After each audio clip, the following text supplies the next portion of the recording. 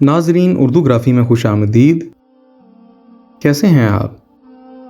आज आपके लिए एक खूबसूरत नात लेकर आए हैं।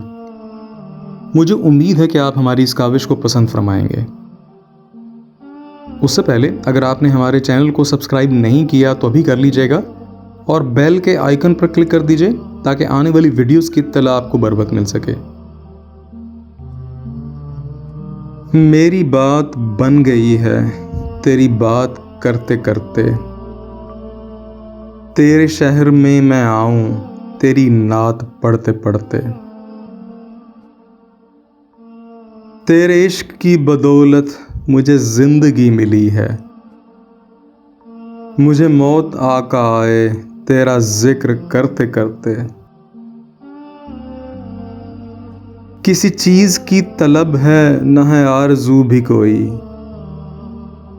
तूने इतना भर दिया है कशकोल भरते भरते।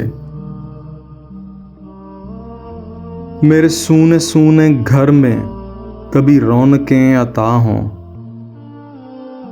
मैं दीवाना हो गया हूं तेरी राह तकते तकते। है जो जिंदगानी बाकी ये इरादा कर लिया है, तेरे मुनकरों से आका मैं मरूंगा लड़ते लड़ते।